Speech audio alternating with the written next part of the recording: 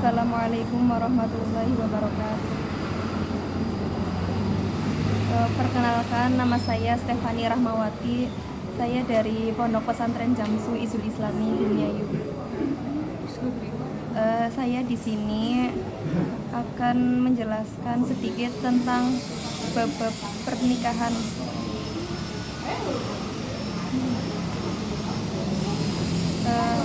Tema kali ini yaitu diperbolehkannya poligami. Kenapa diperbolehkan? Jadi kalau ada orang-orang yang mengatakan poligami itu dianggap merupakan sunnah Rasul, itu aslinya juga bukan. Nanti kita bahas kenapa Kanjeng Nabi itu alasannya apa saja poligami. Nabi itu diterangkan oleh banyak ulama alasannya nikah dengan ini karena apa, nikah dengan dia karena apa. Jadi ada beberapa alasan yang kenapa harus diperbolehkannya poligami. Jadi hukum asalnya itu boleh tapi bukan perintah, seperti yang ada pada surat An-Nisa ayat 3 yang berbunyi Bismillahirrahmanirrahim, wa in khiftum alla tuqsitu fil yatama fankihu ma qabalakum minan nisa'i matna wa thulatha wa ruba' wa in khiftum alla ta'dilu fawahidatan aw ma malakat aymanukum dzalika adna alla ta'ulu.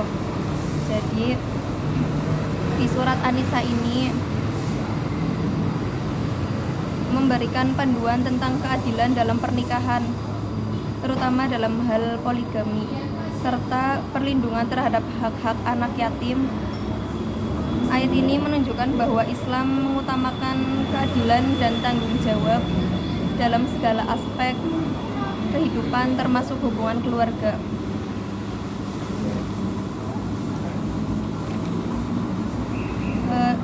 Adapun arti dari ayat surat An-Nisa ayat 3 ini yaitu dan jika kamu khawatir tidak akan dapat berlaku adil terhadap hak-hak perempuan yatim bila kamu menikahinya, maka nikahilah perempuan lain yang kamu senangi, 2, 3 atau 4. Tetapi jika kamu takut tidak akan dapat berlaku adil, maka nikahilah seorang saja atau budak-budak perempuan yang kamu miliki. Yang demikian itu lebih dekat agar kamu tidak berbuat zalim.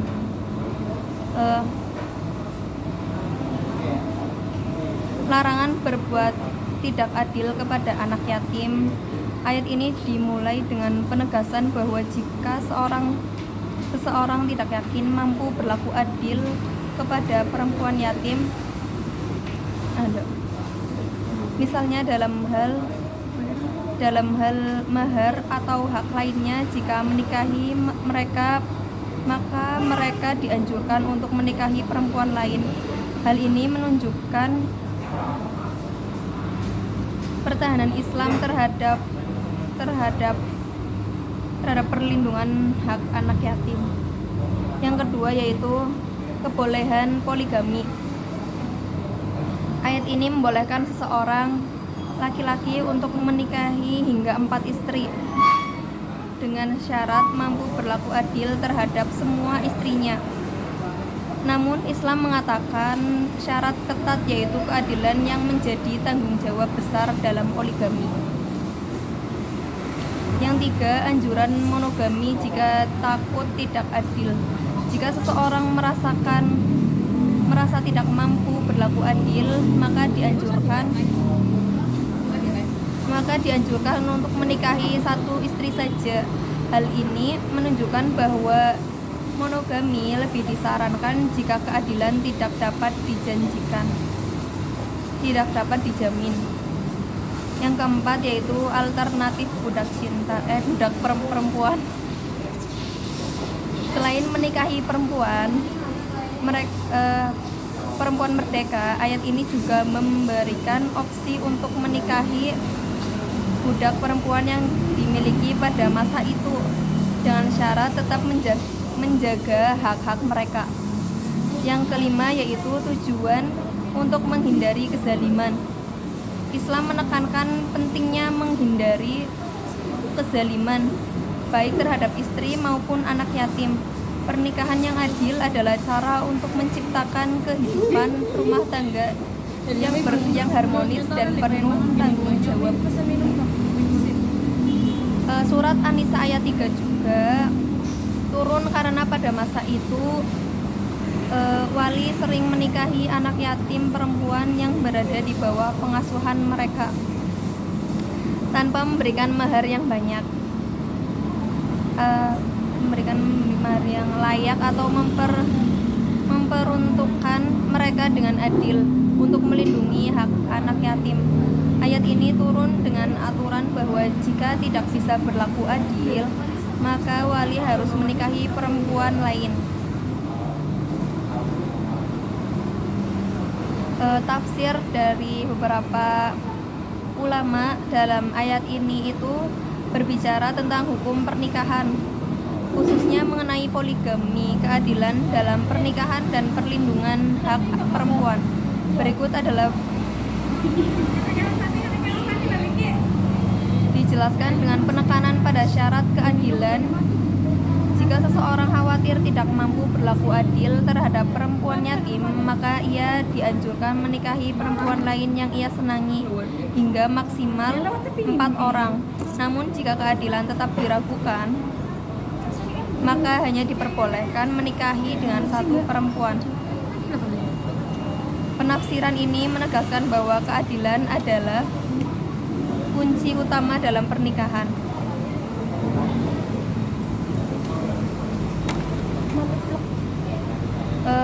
Kita membahas lebih dalam tentang pernikahan.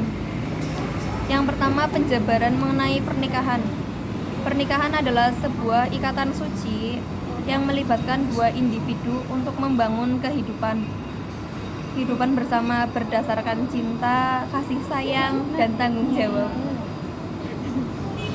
Dalam berbagai agama, budaya, dan tradisi, pernikahan dianggap sebagai pondasi penting untuk membangun keluarga dan masyarakat yang harmonis. Yang kedua yaitu makna pernikahan. Pernikahan adalah lebih dari sekedar hubungan legal atau sosial dalam konteks Islam. Pernikahan disebut sebagai akdun nikah yang bermakna perjanjian atau ikatan yang kokoh, mithaqon ghaliza. Allah Subhanahu wa taala berfirman, dan di antara tanda-tanda kekuasaannya ialah Dia menciptakan untukmu pasangan-pasangan dari jenismu sendiri, supaya kamu merasa tentram kepadanya, dan dijadikannya di antara rasa kasih dan sayang. Ayat ini menunjukkan bahwa tujuan utama pernikahan adalah mencapai sakinah, mawaddah, dan warohmah. Tujuan pernikahan.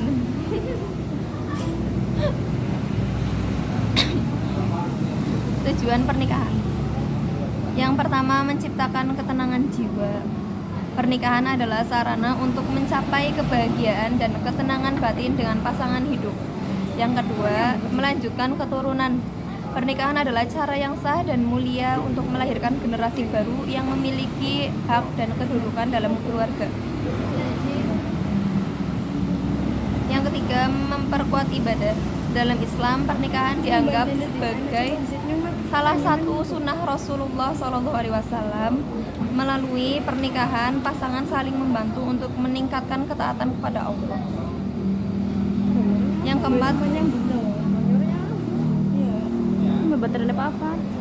keempat, membangun masyarakat yang harmonis. Pernikahan adalah pondasi dari keluarga yang merupakan unit terkecil dalam masyarakat. Keluarga yang harmonis akan menciptakan masyarakat yang seimbang dan damai. Hikmah pernikahan. Yang pertama itu menjaga kesucian diri. Pernikahan membantu seseorang menjaga diri dari perbuatan maksiat. seperti zina dan memberikan saluran yang halal untuk memenuhi kebutuhan biologis. Yang kedua, sarana pendidikan. Melalui pernikahan, pasangan dapat belajar bertanggung jawab, pengorbanan, dan kesabaran. Pernikahan juga menjadi tempat untuk mendidik agar anak-anak menjadi individu yang berakhlak mulia. Yang ketiga, menumbuhkan kasih sayang. Hubungan suami istri dibangun atas dasar cinta dan kasih sayang. Mereka saling melengkapi dan mendukung satu sama lain dalam suka maupun duka. Yang keempat, menjaga stabilitas emosional. Dengan adanya pasangan yang selalu mendukung, seseorang dapat menghadapi tantangan hidup dengan lebih baik. Syarat dan rukun pernikahan dalam Islam. Dalam Islam, pernikahan dianggap sah jika memenuhi rukun dan syarat berikut ini. Rukun pernikahan: calon mempelai laki-laki, calon mempelai perempuan, wali nikah bagi perempuan, 2 orang saksi, dan ijab qabul. Yang kedua, syarat pernikahan. Kedua, mempelai beragama Islam, tidak ada halangan hukum syariat seperti hubungan mahram, kesediaan dari kedua belah pihak tanpa paksaan, mahar sebagai pemberian wajib dari suami kepada istri, hak dan kewajiban suami istri.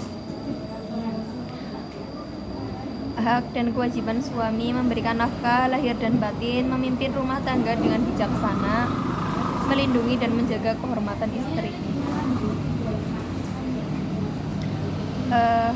Tantangan dalam pernikahan. Tantangan dalam pernikahan sih. Tandem ini baru. Tadi ya.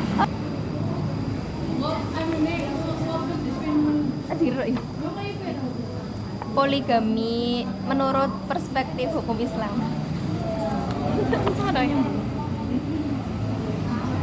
Islam adalah agama yang mengatur kemasyarakatan. Islam mempunyai konsep kemanusiaan yang luhur yang dibebankan kepada manusia untuk menegakkannya harus menyebarluaskannya kepada seluruh umat manusia. Risalah Islamiyah tidak akan tegak melainkan apabila ada kekuatan yang akan mendukung adanya pemerintahan yang meliputi segala segi baik di dalam pertahanan, keamanan, pendidikan, perdagangan, pertanian.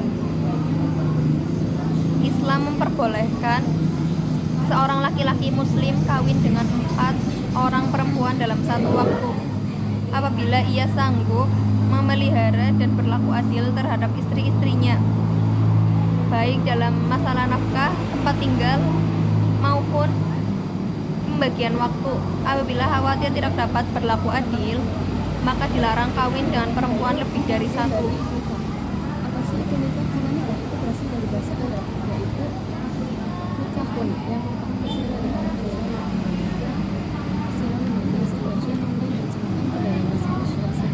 sebagaimana tadi saya sampaikan dalam surat An-Nisa ayat 3, Allah menjelaskan seandainya kamu tidak dapat berlaku adil atau tidak dapat menahan diri dari makan harta anak yatim itu, bila kamu menikahinya, maka janganlah kamu menikahinya dengan tujuan menghabiskan hartanya, melainkan menikahkanlah dia dengan orang lain, dan kamu pilihlah perempuan lain yang kamu senangi 1, 2, 3, atau 4. Dengan konsekuensi kamu memperlakukan istri-istri kamu itu dengan adil dalam pembagian waktu, nafkah, perumahan, serta hal-hal yang berbentuk materi. Islam memperbolehkan poligami dengan syarat-syarat tertentu, tetapi pada dasarnya 1 istri lebih baik. Seperti dalam lanjutan ayat itu, sebelum turun ayat ini poligami sudah ada dan pernah pula dijalankan oleh para nabi sebelum Nabi Muhammad SAW. Ayat ini membatasi poligami sampai 4 orang. Mungkin cukup sekian yang bisa saya sampaikan. Mohon maaf jika ada kesalahan kata ataupun salah bicara. Wabillahi taufik wal hidayah. Wassalamualaikum warahmatullahi wabarakatuh.